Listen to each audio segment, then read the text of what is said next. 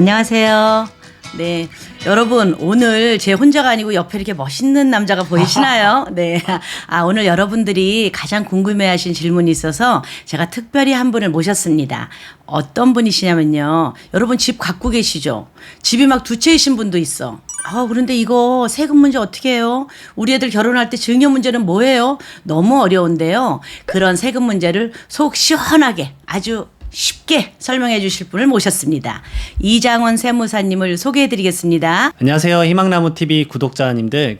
저는 세무사 이장원이라고 합니다. 근데 이제 이번에 제가 이제 부의 이전이라는 이 상속세와 증여세 관련 책을 이제 집필을 하게 되어서 정말 이제 많은 분들이 이 부분에 대해서 좀 많이 모르셔서 네. 그 부분에 대해서 조금이나마 좀 도움이 될까 싶어가지고 이렇게 또 저를 감사하게도 좀 불러주셔가지고 네. 와서 쉬운 컨텐츠 위주들을 먼저 간략간략하지만 정말 핵심이 되는 것 위주로 좀 설명을 드리도록 하겠습니다. 세무사님, 제가 첫 번째 좀 질문을 드리겠는데요.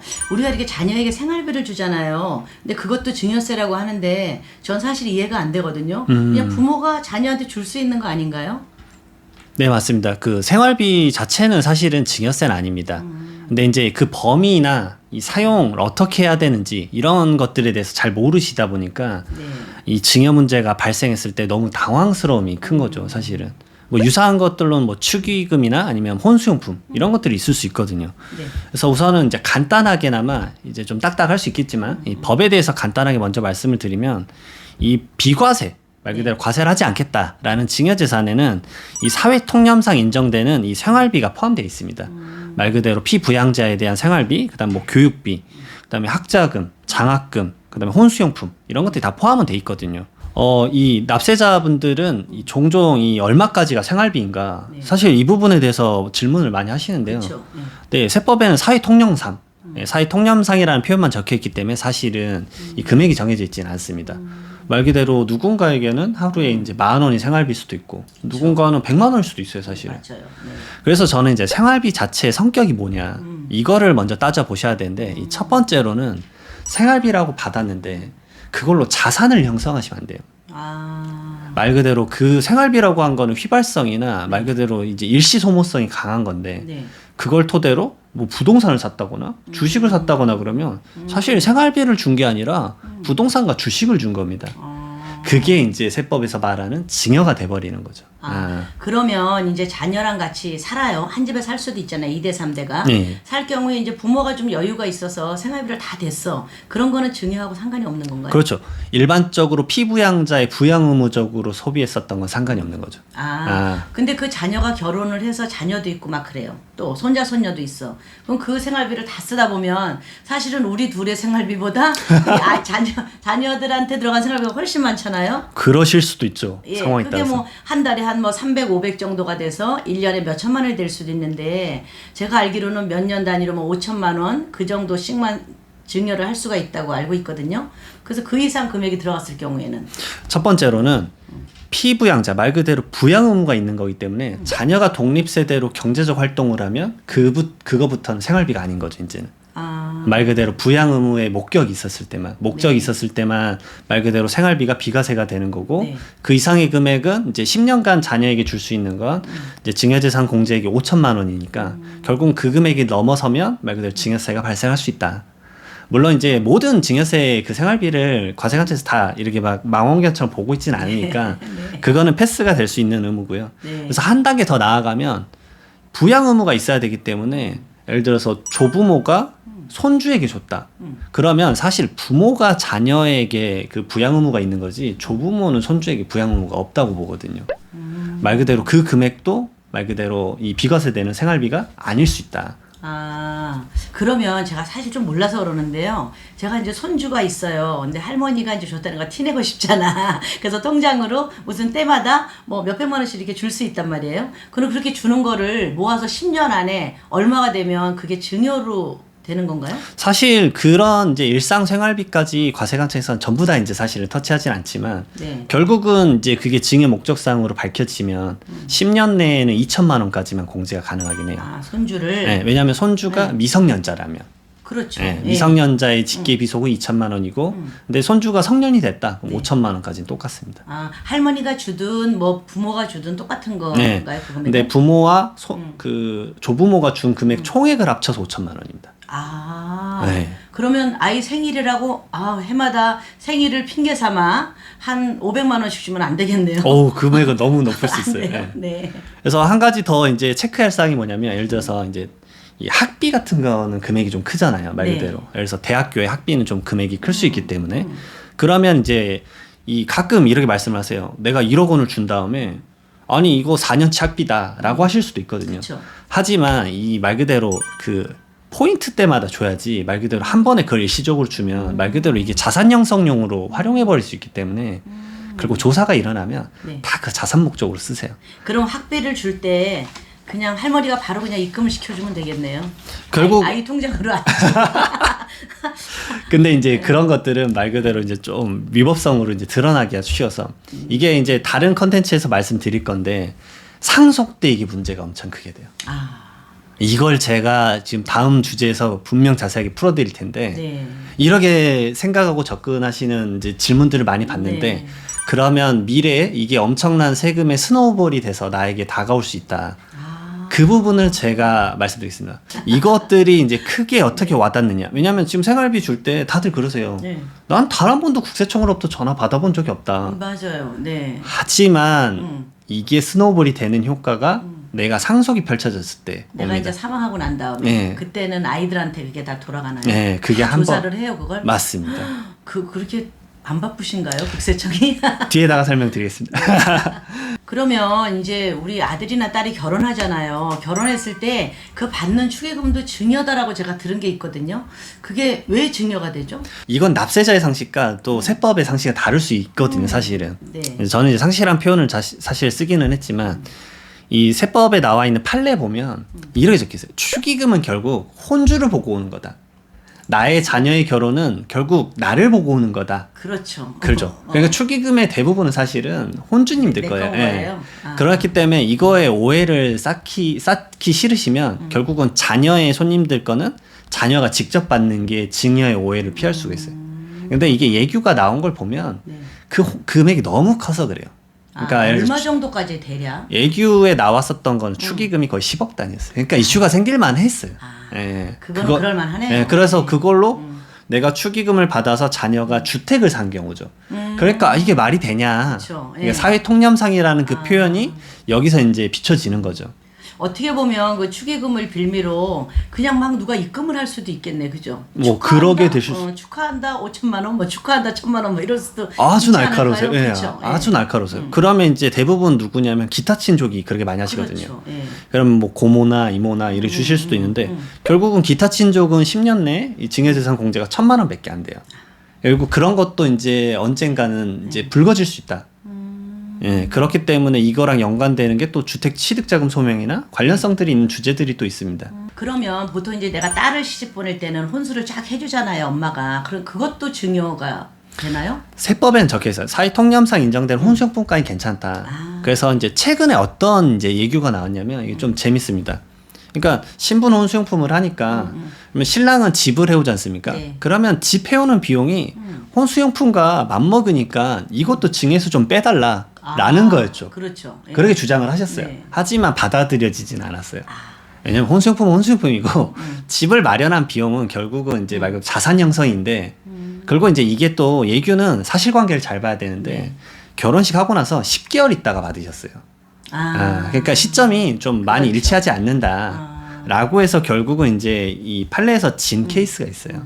그러면 제가 이제 딸을 시집 보낼 때 혼수를 해준다는 핑계로 금고도 하나 좀 사주면서 그 안에 금을 좀 넣어주고 이러는 것도 안 되나요? 아, 그게 오해를 살 수 있죠. 왜냐하면 결국은 금고를 팔았을 때나 네. 만들었을 때 그 이슈가 생길 수 있기 때문에. 어디서 났냐? 네, 맞죠. 이건 네가 산 거 아니지 않느냐? 그렇죠, 뭐 이렇게 된다는 거죠. 아, 그 참 조심해야 되겠네요. 보통 요즘은 근데 혼수용품도 억 단위가 돼요. 맞아요. 너무 비싸요, 너무 사실은. 비싸요. 네. 뭐 냉장고도 시리즈 하나가 몇 천만 원씩 이렇게 되니까 그런 그것도 부분들 만만한 좀, 돈이 아니에요. 예, 그런 부분들도 결국은 세금은 이제 인플레이션을 좀 반영을 못한다, 이런 부분들이 좀 있어서. 네, 그러네요. 네. 여러분들 잘 아셨죠? 아들, 딸 시집장가 보낼 때 좀 참고하셔야 됩니다. 10억 이상만 안 받으시면 될 것 같아요. 아유, 그렇지 않까. 네. 그리고 마지막 질문인데요. 이제 우리 아이가 독립을 해서 요즘 결혼 안 해도 혼자 나가 산다고 하거든요. 저도 애가 셋인데 혼자 나가 사는 애도 있고 결혼한 애도 있어요. 그런데 그럴 때마다 좀 보태주잖아요. 사실은 지네가 뭐 벌어야 얼마 벌겠어요. 그런데 그거를 차용증을 써라 이러더라고요. 차용증을 써야 되는지 저는 아직 안 썼는데 그 써야 되면 어떻게 써야 되는지 그것 좀 알려주세요. 사실 차용증을 지금의 이제 요즘 트렌드에 맞춰서는 무조건 쓰라고 말씀드립니다. 예. 왜냐하면 예전에는 사실 유야무야 이렇게 좀 넘어갔었는데 그걸 부모 자식 간에 무슨 차용증이냐 이런 사실 그렇죠. 사회 통념이 조금 있었지만 지금 인식이 많이 바뀌었어요. 확실히 결국은 이제 미래에 어떤 조사가 펼쳐졌을 때 나를 이제 방어해주는 말 그대로 이게 방어라는 표현도 사실 우스워요. 왜냐하면은 사실상 진짜 돈을 빌려주고 받은 건데 근데 문제는 그걸 입증할 증거가 없으면 곤란한 상황이 펼쳐져요. 그러니까 말 그대로 이런 것들이 번거롭다 생각하시기보다는 미래에 나를 방어해줄 기제다라고 생각을 하셔서 이 차용증에 대해서 좀 생각을 가지셨으면 좋겠는데 이 첫 번째로는 이 차용의 기본은 뭐냐면 자녀가 이 변제할 능력이 있어야 돼요. 말 그대로 경제적 능력이 있어야 돼요. 그렇죠. 예를 들어서 자녀한테 20억을 빌려주고 자녀가 그걸로 빌렸다 그래서 주택을 샀어요. 근데 자녀가 말 그대로 이제 경제적 능력이 없어요. 말 그대로 아직도 학생인 거예요. 그러면 그 이자를 낼 수 있는 능력이 불가능합니다, 사실은. 이자를 받아야 되는 거군요. 그렇죠. 아. 무이자를 하게 되면 이제 뒤에서 말씀드리겠지만 거의 사실은 믿어주지 않을 거예요. 아. 무이자로 20억을 빌려준다? 일반적으로 거잖아, 예, 거의 그거는 이제 증여라고 비춰질 수밖에 없습니다. 그다음에 두 번째로는 무조건 차용증을 작성해라. 이러신 분들이 있어요. 세무조사 터지면 그때 막 허겁지겁 써요. 막 이렇게 허겁지겁 쓰시거든요. 편할 텐데. 맞습니다. 대표님 바로 아세요. 이렇게 상식이 뛰어나신 분들이 바로 아시거든요. 네. 바로 편합니다. 사실은. 사실 막 인주 이렇게 하면 지워져요. 사실은. 그 정도로 너무 티가 나기 때문에 네. 차용증을 쓰시고 저는 좀 더 말씀드려요. 차용증을 쓴 날에 이 채권자와 채무자가 인감증명서도 같은 날 발급을 해라. 좀 더 서류의 명확성을. 부모 자식이어도. 그렇죠. 아. 왜냐하면 일반인에게 돈 빌려줄 때는 서류 자체 보세요. 은행 갈 때 얼마나 많은 서류를 떼요. 네, 이만큼이에요. 네, 뭐 소득계획 증명원부터 해서 다 떼잖아요. 네. 담보도 걸어야 되고 담보까지 안 걸 정도면 그래도 이 정도는 해야 되고 저는 이제 말씀드린 공증 사무실까지 가서 공증을 받으면 좀 비용이 나갈 수 있기 때문에 확실하게. 거기는 이제 확정일자라는 거 도장을 찍어줘요. 한 네. 1,000원 정도밖에 안 하기 때문에 네. 그런 거라도 좀 받고 좀 더 명확하려면 내용 증명도 보내세요. 사실 우체국 가서 내용 증명 보내는 거 몇 천 원 안 하거든요. 네, 네. 그래서 서로의 이제 증거를 만들어 두는 거죠. 아 그럼 차용증 쓴 걸 내용 증명으로 보내요. 네. 아. 만들어 놓는 거고 네. 좀 더 나아가면 사실 근저당권도 설정하세요. 자녀의 부동산의 근저당권까지 설정을 하세요. 만약에 그 아이 집을 사는데 내가 보태줬다. 그럼 거기에 내가 근저당을 설정하라는 그렇죠. 거죠. 그리고 이제 세 번째로 더 말씀드릴 거는 이제 그 원리금 상환을 그대로 꼭 해야 된다. 이제 세법에서 정하는 이제 이자율이 또 있어요. 네. 세법에서는 이 4.6%라는 걸 좀 정하고 있습니다. 1년에 예, 연이자 4.6%. 좀 싸게 받으면 안 돼요? 그 이자가 이제 네. 세법이 개정될 때마다 기준금리의 변동폭에 따라서 움직여요. 근데 최근에는 많이 안 움직였었는데 오히려 요즘에는 이제 FOMC도 금리 올리고 한국은행도 이제 따라 올리면 이게 또 올라갈 수도 있어요. 오히려. 그러니까 어떤 세법 계산을 하냐면 4.6%인데 내가 이자를 하나도 안 했다, 안 받았다. 라고 하면 이 차액이 이자가 1,000만 원이 넘어간다. 라고 하면 그 1,000만 원 이상부터는 증여재산으로 봐요. 그러니까 1,000만 원 이하일 땐 괜찮은데. 근데 그러면 이제 얼마 정도 되면 1,000만 원이 나오냐 4.6%에 2억 1,700만 원 정도예요. 그러니까 이자를 조금이라도 주고 받아야지 이 금액이 높아질 수도 있다. 그리고 무이자로 하면은 아까 말씀드렸지만 이 모든 형식을 짜더라도 증여로 오해를 받으실 수 있어요. 사실 무이자가 큰 금액인데 무이자는 좀 믿기 어렵거든요. 사실 그냥 주고 싶기도 하고. 근데 이제 소명하기가 너무 어려워진다. 네. 미래에 이제 피곤함이 너무 커지시니까. 그리고 한 단계 더 나아가면 이자를 받으시는 분은 네. 사실 채권자는 이자는 소득이에요. 이자 소득이기 때문에 이제 세법에서는 좀 어려운 표현이 있는데 비영업 대금 이익이라고. 네. 근데 간단히 원래 원천 징수를 하셔야 돼요. 27.5%로. 제가 받는 사람이. 네. 이게 뭐 이런 것까지 하냐고 하는데 자산가분들은 이걸 하세요. 저도 이렇게 해서 월마다 신고해 드리는 분이 있어요. 왜냐면 저는 이제 자산가들 자산관리 위주로 업무를 하기 때문에 그분들은 말 그대로 이 미래의 소명이 언젠가 펼쳐졌을 때 나를 이 지켜줄 방어기제. 그리고 당연하게 이거는 증여가 아니라 차용이다. 정말 차용이시거든요. 그거에 대해서 괜히 오해를 받고 싶지 않은 거예요. 증여세가 엄청 나올 수 있기 때문에. 그러게 아예 세팅을 다 하시죠. 네. 그럼 제가 재산이 만약에 한 50억 이상 된다, 50억에서 100억 이상 된다라고 하면 그냥 머리 아프게 내가 신경 쓸 필요 없이 세무사님한테 그냥 맡기면 되는 거예요? 이렇게 이제 어떤 하나의 틀을 다 짜드리죠. 말 그대로 내가 주택이 3개가 있다라고 하면은 지금 이런 이제 부동산 정책이 최근에 바뀌었고 세제 개편안도 나왔는데 그러면 지금 세법에서 종부세는 좀 부담이 덜하지만 자녀에게 좀 마중물을 줘서 자녀의 독립을 좀 이끌어주고 싶다. 예를 들어서 이제 노노상속이라는 게 있어요. 네. 노노상속이 뭐냐면 노인이 노인한테 상속해준다. 일본에 있는 용어입니다. 왜냐하면 이제 생명이 너무 늘어났기 때문에 네. 80대 때 돌아가시면 자녀가 50대 때 상속을 받아요. 맞아요. 네, 그러면 무슨 일이 펼쳐지냐면 30 제가 봤을 때 30대인 것 같아요. 30대에서 40대 정도 때 그래도 혈기왕성할 때 뭔가를 해봐야 되는데 50대에 상속을 받으면 받은 건 좋지만 뭔가를 해보기에는 시점이 에너지가 이제 고갈돼 있을 수 있다. 네, 힘이 좀 빠질 네. 거야. 네. 그래서 사실 마중물을 미리미리 주라고 말씀을 드리죠.